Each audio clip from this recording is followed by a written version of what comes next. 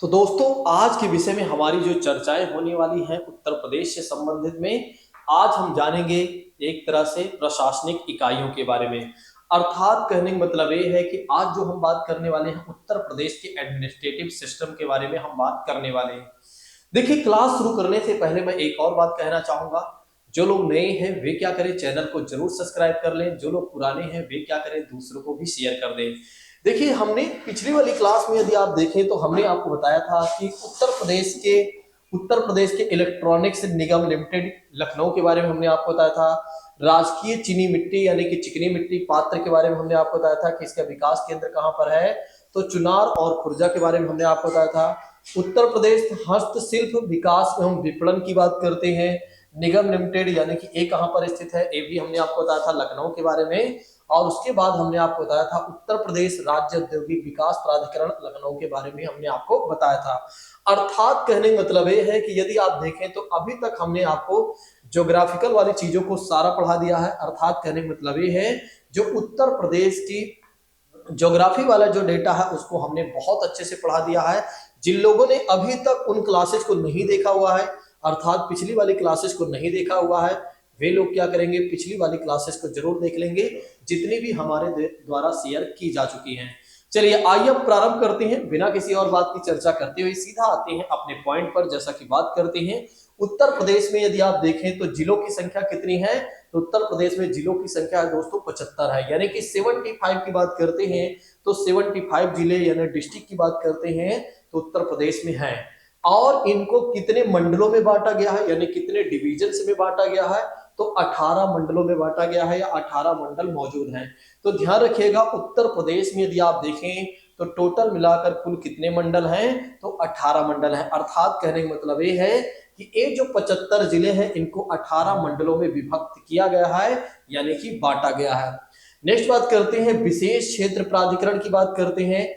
विशेष यानी कि special area development authority की बात करते हैं तो टोटल कितने हैं, तो 5 है। इस बात को भी ध्यान रखिएगा कि विशेष क्षेत्र प्राधिकरण विकास प्राधिकरण की बात करते हैं तो ये कितने हैं दोस्तों, 5 हैं।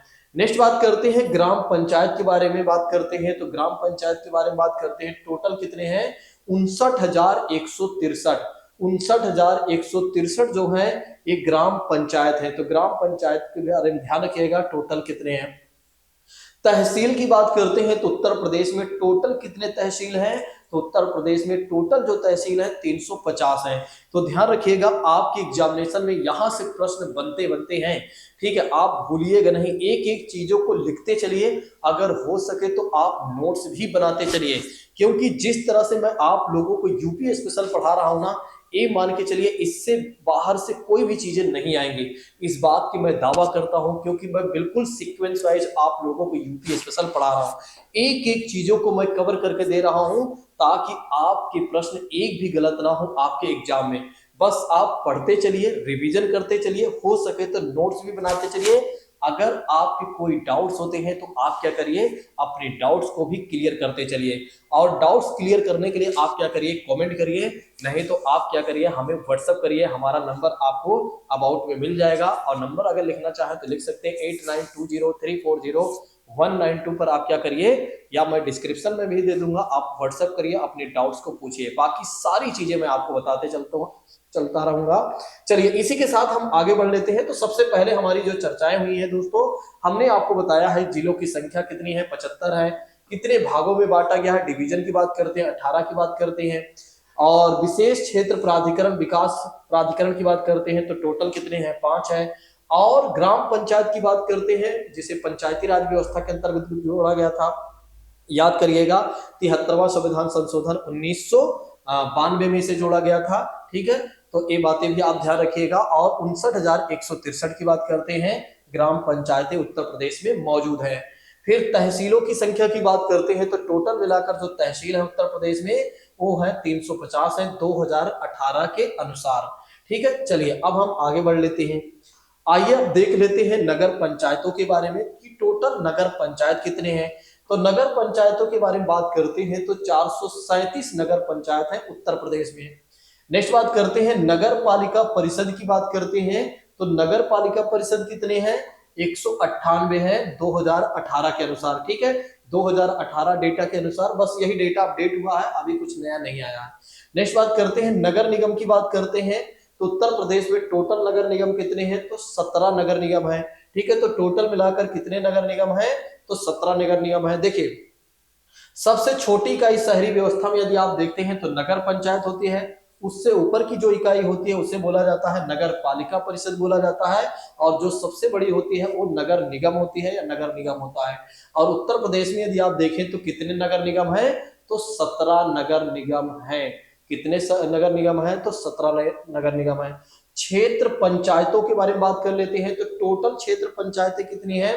तो 821 क्षेत्र पंचायतें हैं टोटल। ये देखिए 2018 के अनुसार डेटा, यही डेटा है, ध्यान रखिएगा। न्याय पंचायतों के बारे में बात कर लेते हैं कि कितनी न्याय पंचायतें हैं।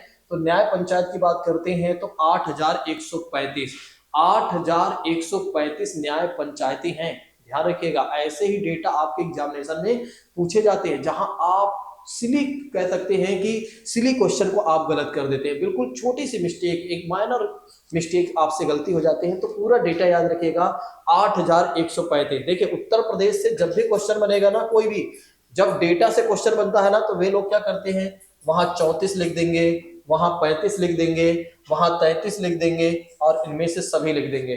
ठीक है, अगर आप लोगों ने ध्यान से अपने डेटा को नहीं पढ़ा है और ध्यान से रिवीजन नहीं किया हुआ है, तो मान के चलिए क्वेश्चन गलत होना कह सकते हैं स्वाभाविक है। ऐसे ही क्वेश्चन आपसे गलत हो जाते हैं, इसलिए एक एक डेटा को याद रखिए। सामुदायिक विकास खंड की बात करते हैं तो सामुदायिक विकास खंड कितने हैं? 822 है।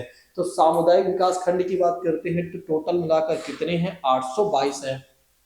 सबसे पहले हमने किन किन चीजों के बारे में जाना? सबसे पहले हमने जाना नगर पंचायत के बारे में। टोटल मिलाकर कितने हैं? 437 है, याद कर लीजिए। उसके बाद नगर पालिका परिषद की बात करते हैं। नगर पंचायत के बारे में हमने देखा। फिर उसके बाद हमने देखा कि नगर पालिका परिषद के बारे में बात करते हैं तो 198 है। फिर उसके बाद यदि आप देखें तो हमने आपको बताया नगर निगम के बारे में। तो टोटल मिलाकर नगर निगम कितने हैं उत्तर प्रदेश में? तो 17 है। क्षेत्र पंचायतों के बारे में बात करते हैं या पंचायतों के बारे में बात करते हैं तो 821 है। और न्याय पंचायतों की बात करते हैं तो 8135 है। और सामुदायिक विकास खंड की बात करते हैं तो टोटल मिलाकर कितने हैं? 822 है। याद रखिएगा, भूलिएगा नहीं, मैंने पहले भी बताया हुआ है। चलिए, इसी के साथ हम आगे बढ़ लेते हैं। अब हम ऊर्जा से रिलेटेड देख लेते हैं कि उत्तर प्रदेश में ऊर्जा से रिलेटेड क्या किया गया है या कौन कौन सी चीजें यहाँ पर मौजूद है। जैसा कि सबसे पहले हम बात कर लेते हैं उत्तर प्रदेश राज्य विद्युत परिषद के गठन की बात करते हैं। तो इसका गठन कब किया गया था, यानी कि इसको कब स्टेब्लिश किया गया था? तो इसे स्टेब्लिश किया गया था 1959 में, यानी कि 1959 में। देखिए 26 जनवरी 1950 को क्या हुआ था? हमारा जो संविधान था ना वो लागू किया गया था।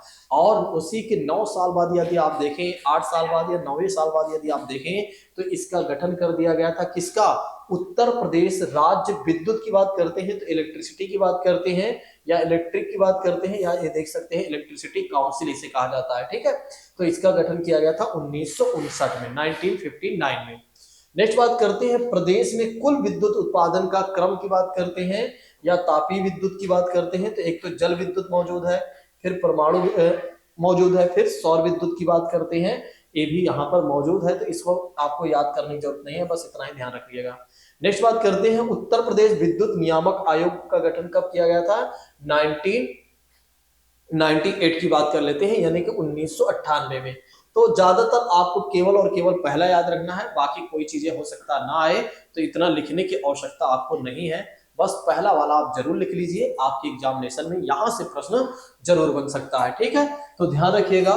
प्रदेश में कुल विद्युत उत्पादन क्रम की बात करते हैं तो हमने आपको क्रम बता दिया। यहाँ पर तापीय ऊर्जा भी मिलेंगी, जल विद्युत भी मिलेगा, परमाणु की बात करते हैं, सौर विद्युत की बात करते हैं। उत्तर प्रदेश विद्युत नियामक आयोग का गठन किया गया 1998 की बात करते हैं, इसमें ऐसा किया गया था। चलिए, अब इसी के साथ हम बात कर लेते हैं। अब वो महत्वपूर्ण चीजों के बारे में हम बात करने चल रहे हैं जहां से एग्जामिनेशन में क्वेश्चन बन ही जाते हैं, तो इनको आपको लिखना भी है, याद भी रखना अपने एग्जाम के लिए। ठीक है, जैसा कि बात करते हैं राज्य में एनटीपीसी की बात करते हैं। एनटीपीसी का मतलब हो जाता है नेशनल थर्मल पावर कॉर्पोरेशन हो जाता है।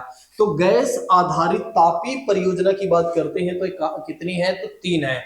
तो प्रदेश में कितनी है, यानी राज्य में कितनी है, उत्तर प्रदेश में कितनी है, 3 है। कहां कहां पर है, एक तो औरैया की बात करते हैं, दूसरा आंवला की बात करते हैं, तीसरा दादरी की बात कर लेते हैं। तो ध्यान रखिएगा, राज्य में एनटीपीसी की गैस आधारित तापीय परियोजना यानी कि प्रोजेक्ट की बात करती है तो कितने हैं, 3 है। कौन कौन से हैं, एक तो औरैया, दूसरा आपको ध्यान रखना है आंवला, और तीसरा याद रखना है दादरी। तो ध्यान रखिएगा औरैया आंवला दादरी, औरैया आंवला दादरी के बारे में, ठीक है। चलिए नेक्स्ट बात करते हैं, राज्य की सबसे पुरानी तापीय परियोजना की बात करते हैं, यानी कि थर्मल प्रोजेक्ट की बात करते हैं, थर्मल प्रोजेक्ट की बात करते हैं दोस्तों, तो कौन सी है, हरदू आगंज की बात करते हैं तापीय परियोजना, जिसकी स्थापना की गई थी 1942 में, जब भारत देश नहीं आजाद हुआ था।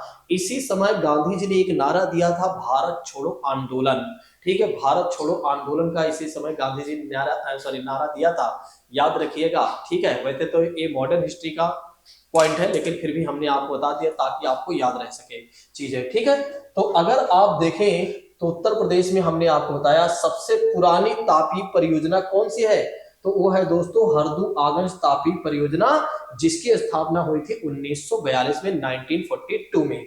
नेक्स्ट बात करते हैं, राज्य में एकमात्र परमाणु विद्युत केंद्र की स्थापना की गई है नरौरा बुलंदशहर में। तो ध्यान रखिएगा, नरौरा और बुलंदशहर की बात करते हैं। उत्तर प्रदेश नवीन नवीकरणीय ऊर्जा विकास अभिकरण की बात करते हैं, तो इसकी स्थापना कब हुई थी, 1983 में, 1983 में इसकी स्थापना की गई थी। चलिए आगे बढ़ लेते हैं। तो हमने सबसे पहले जाना उत्तर प्रदेश में एनटीपीसी की गैस आधारित तापीय परियोजना के बारे में, तो 3 है। कौन कौन से हैं, एक औरैया, दूसरा आंवला, तीसरा अगर देखें दादरी है। फिर हमने आपको बताया सबसे पुरानी, ये अगर आप छोड़ देते हैं ना चलेगा, ये दोनों छोड़ देंगे चलेगा, लेकिन इन दोनों को आपको नहीं छोड़ना है, कि राज्य की सबसे पुरानी तापीय यानी थर्मल प्रोजेक्ट की बात करते हैं तो कौन से है, हरदू आगंज तापीय परियोजना, जिसकी स्थापना 1942 में की गई थी। बस इतना आपको याद रहना, 2 याद रख लीजिए, इससे आपका काम हो जाएगा। चलिए अब हम बात कर लेते हैं खनिज से रिलेटेड यानी कि मिनरल्स के बारे में, आइए हम बात कर लेते हैं। जैसा कि बात करते हैं राज्य खनिज विकास निगम की स्थापना कब हुई थी, 1974 में। 1974 में क्या किया गया, राज्य की खनिज विकास निगम की स्थापना की गई या किया गया। और खनिज संसाधन की दृष्टि से उत्तर प्रदेश जो है निम्न मध्यम श्रेणी में आता है। मतलब अगर आप देखें तो उत्तर प्रदेश में जो खनिज की बात करते हैं वो कह सकते हैं निम्न में भी मिलेगा और थोड़ा मध्यम के रूप में कह सकते हैं। मतलब ना तो बहुत ज्यादा मिलेगा यहाँ पर, ना तो बहुत कम, लगभग एक तरह से मीडिया रूप में बना हुआ है। यहाँ पर सबसे महत्वपूर्ण पॉइंट आपको लिख लेना है और इसे अपने दिमाग में भी सेट कर लेना है, तुरंत के तुरंत सेट कर लेना है। देखिए जैसा कि बात करते हैं, कहा जा रहा है प्रदेश में सर्वाधिक कोयला प्राप्त किया जाता है कहां से, सोनभद्र से। याद करिए सोनभद्र के बारे में हमने आपको एक और पॉइंट बताया था, सोनभद्र के बारे में हमने आपको बताया था, ये वही सोनभद्र उत्तर प्रदेश का जिला है जिससे भारत के 4 राज्य क्या करते हैं, बॉर्डर शेयर करते हैं। वे 4 राज्य कौन कौन से हैं, सबसे पहले बात कर लेते हैं मध्य प्रदेश जिसे एमपी कहा जाता है, दूसरी बात करते हैं छत्तीसगढ़ की बात करते हैं, छत्तीसगढ़ की बात करते हैं, और तीसरी बात करते हैं दोस्तों झारखंड की बात करते हैं। तो तीसरा जिला कौन सा है, तीसरा स्टेट कौन सा है, झारखंड की बात कर लेते हैं। और चौथे राज्य की बात करते हैं तो बिहार है। तो ध्यान रखिएगा चौथा राज्य कौन सा हो जाता है, तो बिहार हो जाता है। बिहार की राजधानी क्या है, बिहार की राजधानी पटना है, कई बार लोग नहीं जानते हैं। झारखंड की राजधानी क्या है, झारखंड की राजधानी की बात करते हैं तो रांची है, बहुत सारे छात्र इसको भी नहीं जानते हैं। छत्तीसगढ़ की राजधानी क्या है, रायपुर है, कई बार तो बहुत सारे लोग क्या करते हैं रांची और रायपुर को नहीं समझ पाते हैं। रांची जो है झारखंड की राजधानी है और छत्तीसगढ़ की राजधानी जो है रायपुर है। और मध्य प्रदेश की राजधानी की बात करते हैं तो भोपाल है, ये बातें याद रखिएगा। तो सोनभद्र से भारत के 4 राज्य बॉर्डर शेयर करते हैं, ये भी हमने आपको बता दिया। वे 4 राज्य कौन कौन से हैं, मध्य प्रदेश, छत्तीसगढ़, झारखंड, बिहार। और हमने आपको बताया ये वही जिला है उत्तर प्रदेश का जहां से सबसे ज्यादा क्या प्राप्त किया जाता है? कोयला प्राप्त किया जाता है। सबसे ज्यादा कोयला यहीं से प्राप्त किया जाता है। अब प्रदेश में तांबा प्राप्त कहां से होता है? तो तांबा की बात करते हैं दोस्तों तो सोनराई क्षेत्र, इसको भी लिख लीजिए अपने दिमाग में, अपने कॉपी में कहीं पर भी लिख लीजिए, लेकिन आपको याद बना रहना चाहिए ये 2 पॉइंट। यहां पर 2 पॉइंट के तो आपको याद ही रखना है। एक तो प्रदेश में सबसे ज्यादा कोयला हम कहां से प्राप्त करते हैं, और उसके बाद हम तांबा कहां से प्राप्त करते हैं? तो सोनाराय क्षेत्र की बात करते हैं। और ये सोनाराय क्षेत्र की बात करते हैं तो ये ललितपुर में है। अब ललितपुर आपको नहीं समझ में आ रहा होगा ना कि ये ललितपुर उत्तर प्रदेश का जिला है कहां? याद करिए, ये वही जिला की बात मैं कर रहा हूं जिसको मध्य प्रदेश ने क्या किया हुआ, 3 तरफ से घेर कर रखा हुआ। ये वही ललितपुर है जिसे मध्य प्रदेश ने 3 तरफ से घेर कर रखा हुआ। मैंने आपको बताया था कि ये वही ललितपुर है जिसको मध्य प्रदेश कभी कभी हमारे राज्य की सरकार से कहता है, लेकिन हमारे राज्य की सरकार उसे मना कर देती है। ठीक है, तो ध्यान रखिएगा। तो ललितपुर का जो क्षेत्र है सोनराय क्षेत्र, यहां से तांबा प्राप्त होता है। चलिए अब हम बात करते हैं कि परिवहन एवं संचार से रिलेटेड। अब आइए हम बात कर लेते हैं परिवहन एवं संचार से रिलेटेड क्वेश्चन। यहां से भी क्या कोई चीजें बन सकती हैं क्या? तो कुछ चीजें जो बनेंगी ये तो मैं आपको यहां बताऊंगा ही, बाकी आगे कुछ और भी चीजें हैं वो मैं आपको बाद में दिखाऊंगा इसी से रिलेटेड। ठीक है, लेकिन अभी जितनी चीजें हैं यहाँ देख लीजिए, और भी मैं आगे चलकर कुछ डेटा है जो मैं अलग से उसको लाकर दूंगा बाद में। ठीक है, जिससे वो चीजें आपको याद हो जाए। वो अलग से इसलिए रहेगा क्योंकि क्या होगा कि वो एग्जाम में 100% पूछे ही जा सकते हैं, इसलिए मैं उसे अलग से जरूर दूंगा। ठीक है, तो कुछ वीडियोज बीच में आएंगी जो बिल्कुल अलग से होंगी, ज्यादा नहीं। मैं 15 टॉपिक या 20 टॉपिक पूरे उत्तर प्रदेश से रिलेटेड कवर करूंगा कि हाँ वहां से क्वेश्चन आएंगे। बस इतने ही, ज्यादा नहीं, 2 या 3 वीडियो बनाऊंगा बस। लेकिन हाँ, आप एक क्रम जरूर देखते रहिए, तभी आपको सारी बातें समझ में आएंगी। ठीक है, ये सीरीज फॉलो करते चलिए। राष्ट्रीय राजमार्ग की लंबाई की बात करते हैं, राजमार्गों की लंबाई की बात करते हैं, तो दृष्टि से अगर आप देखते हैं तो प्रदेश जो है यानी कि उत्तर प्रदेश जो है पहले स्थान पर है। तो ध्यान रखिएगा, उत्तर प्रदेश पहले स्थान पर है। राष्ट्रीय यानी कि नेशनल अगर आप राजमार्ग की बात करते हैं तो पहले स्थान पर लंबाई की दृष्टि से उत्तर प्रदेश है। नेक्स्ट बात करते हैं उत्तर प्रदेश राज्य जो है, राज्य प्राधिकरण का गठन कब किया गया था? सन 2004 में किया गया था। तो बस ऐसे याद कर लीजिए, बहुत है। यमुना एक्सप्रेस वे औद्योगिक विकास प्राधिकरण का गठन कब किया गया था? सन 2001 में किया गया था। प्रदेश का सबसे लंबा राजमार्ग, इसको लिख लीजिए। उत्तर प्रदेश का सबसे लंबा राजमार्ग की बात करते हैं तो राजमार्ग कौन सा है? नेशनल हाईवे 2 की बात करते हैं, NH2 की बात करते हैं। देखिए, इसको मैं आगे मैंने आपसे बताया है ना, कुछ चीजें मैं लेकर आऊंगा जो अपडेट होगी करंट की। अगर कुछ होंगे तो मैं अपडेट कर दूंगा, लेकिन लगभग ये चीजें सही है। ठीक, तो प्रदेश का सबसे लंबा राजमार्ग कौन सा है? NH2 की बात करते हैं। देश का सबसे लंबा ग्रीन फील्ड, देश का सबसे लंबा ग्रीन फील्ड की बात करते हैं एक्सप्रेसवे, तो ये कौन सा है? आगरा लखनऊ एक्सप्रेसवे की बात करते हैं, जो कितने किलोमीटर है? 302 किलोमीटर है। तो ध्यान रखिएगा, देश का सबसे लंबा ग्रीन फील्ड एक्सप्रेसवे की बात करते हैं यानी नेशनल हाईवे की बात करते हैं तो आगरा लखनऊ एक्सप्रेसवे की बात करते हैं। ये देश का मतलब हो जाता है पूरे देश, मतलब भारत देश की बात करते हैं, और उत्तर प्रदेश में भी बड़ा है। ठीक है, तो 302 किलोमीटर है इसकी लंबाई, याद रखिएगा। ठीक है, तो देश कह सकते हैं, वैसे इसे प्रदेश ही कहेंगे, ज्यादा अच्छा होगा, प्रदेश कहिए। ठीक है, देश में तो और भी चीजें होंगी। ठीक है, तो प्रदेश की बात कर लेते हैं तो प्रदेश का सबसे लंबा ग्रीनफील्ड एक्सप्रेसवे कौन सा है? आगरा और लखनऊ की बात करते हैं। चलिए अब हम आगे बढ़ लेते हैं इसी के साथ। नेक्स्ट बात करते हैं, उत्तर प्रदेश राज्य सड़क परिवहन निगम की स्थापना कब की गई? 1972 में। उत्तर प्रदेश राज्य सेतु निगम की स्थापना कब की गई? 1973 में। लिखने की आवश्यकता नहीं है। हाँ, ये बातें याद रखिएगा। विश्व का सबसे लंबा रेलवे प्लेटफॉर्म, विश्व का सबसे लंबा रेलवे प्लेटफॉर्म जो है गोरखपुर में है। ये बातें जरूर याद रख लीजिएगा, आपकी एग्जामिनेशन में प्रश्न आता है। ठीक है, पहले आप याद रखते थे खड़गपुर, अब वो नहीं है, बल्कि अब जो है आपका वर्तमान में जो है विश्व का सबसे लंबा रेलवे प्लेटफॉर्म कहां पर है? गोरखपुर में है। ठीक है, तो याद रखिएगा, भूलिएगा नहीं। Lucknow metro rail corporation limited का गठन कब किया गया? सन 2013 में किया गया। और लखनऊ मेट्रो का व्यवसायिक संचालन प्रारंभ कब किया गया दोस्तों? तो 5 सितंबर 2017 को इसको लिख लीजिए, क्योंकि क्या है कि ये करंट कह सकते हैं। 2017 की अगर कोई चीज याद है तो उसे करंट आप मान सकते हैं ना, क्योंकि यहां से हो सकता है पूछ ले। तो ध्यान रखिएगा, ये चीजें भूलिएगा नहीं। इसको लिख लीजिए आप लोग कि लखनऊ मेट्रो का व्यावसायिक संचालन प्रारंभ कब किया गया था, तो 5 सितंबर सन 2017 को किया गया था। 5 सितंबर सन 2017 को याद रखना है।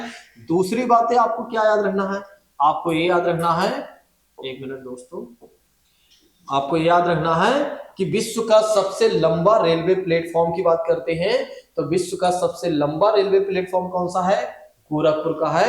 और गोरखपुर कहां पर है, आप तो जानते हैं, उत्तर प्रदेश स्पेशल पढ़ रहे हैं तो बताने की आवश्यकता नहीं है।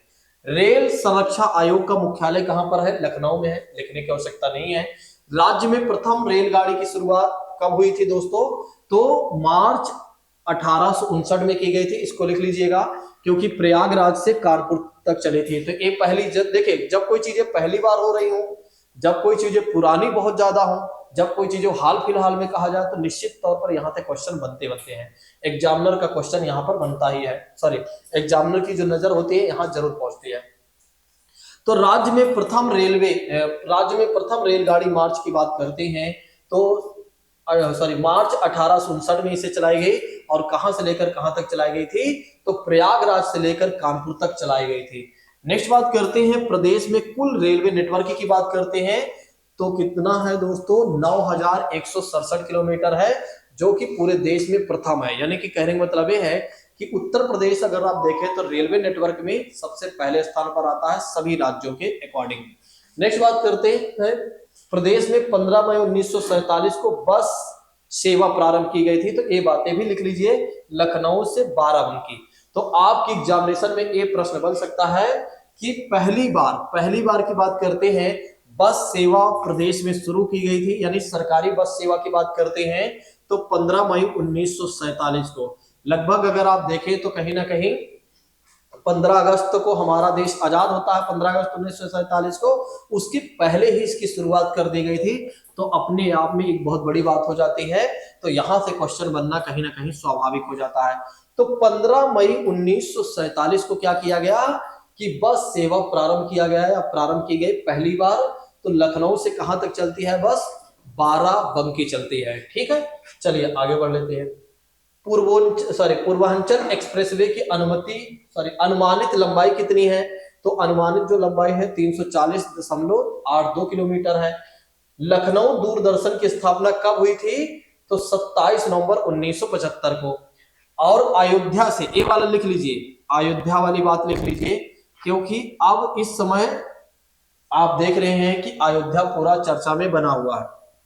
ठीक है, अयोध्या पूरा चर्चा में बना हुआ है, क्योंकि अभी अगर आप देखें तो मंदिर बन चुकी है भगवान राम की, तो कहीं ना कहीं ये ज्यादा डिस्कशन में बना हुआ है, चर्चा में बना हुआ है, तो यहां से 100% क्वेश्चन बनने की संभावनाएं हैं। तो अयोध्या से जनकपुर, नेपाल, जो जनकपुर है नेपाल में है, कि मध्य बस सेवा प्रारंभ हुई कब, मई 2018 को। तो मई 2018 की बात करते हैं, तो यहां अगर आप देखते हैं तो अयोध्या से जनकपुर के मध्य बस सेवा प्रारंभ की गई। नेक्स्ट बात करते हैं, पैरा ट्रॉपर्स ट्रेनिंग स्कूल कहां पर स्थित है, आगरा में है। ठीक है, बस ऐसे ही जान लीजिए, बहुत है। आदित्य बिरला ग्रुप ने निजी हवाई अड्डा विकसित किया है कहां पर, सोनभद्र के म्योरपुर में। सोनभद्र के म्योरपुर में आदित्य बिरला ग्रुप ने निजी हवाई अड्डा विकसित किया हुआ है। ठीक है, तो इसको लिखना चाहें तो आप लिख सकते हैं, नहीं तो कोई दिक्कत नहीं है। चलिए नेक्स्ट बात कर लेते हैं, ये हमारा लास्ट पॉइंट होगा आज का। देश का पहला मल्टी मॉडल टर्मिनल बनाया गया राहुलपुर वाराणसी में है।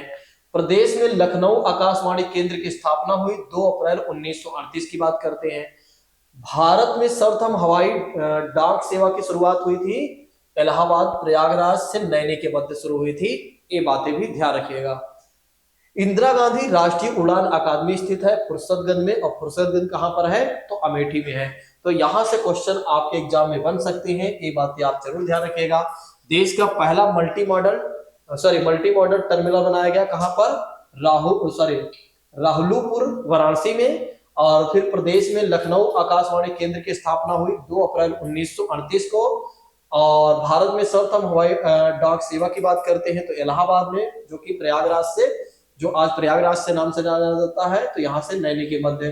फिर इंदिरा गांधी राष्ट्रीय उड़ान अकादमी स्थित है फुरसतगंज यानी कि अमेठी में। ठीक है, चलिए दोस्तों, अगली क्लास में हम जानेंगे उत्तर प्रदेश से संबंधित जो जनगणना से संबंधित क्वेश्चन बनेंगे, यानी कि जनगणना वाले टॉपिक को हम पढ़ेंगे। तो आज के विषय में हमने देखा उत्तर प्रदेश के प्रशासनिक जो चीजें होती हैं, यानी कि प्रशासनिक इकाइयों के बारे में देख लिया हमने। तो दोस्तों, कल की क्लास में जो हम जानने वाले हैं उत्तर प्रदेश की जनगणना के बारे में जानने वाले हैं। और साथ ही साथ मैं ये भी कहना चाहूंगा, अगर आप लोगों को क्लासेज बेहतर लग रही है तो आप लोग लाइक कमेंट जरूर करके जाया करें। इससे हमें ये पता चलता है कि हाँ, हमारे जो छात्र हैं, हमारे जो दोस्त हैं, हमारे जो मित्र हैं, वे जरूर देखते जाते हैं और देखते हैं, और साथ ही साथ यदि आप देखें तो नोट्स भी बना रहे हैं। चलिए, आज के विषय को हम यहीं पर अब स्थगित करते हैं, स्टॉप करते हैं। हम मिलते हैं कल। Thank you so much. Jai Hind दोस्तों, take care all of you.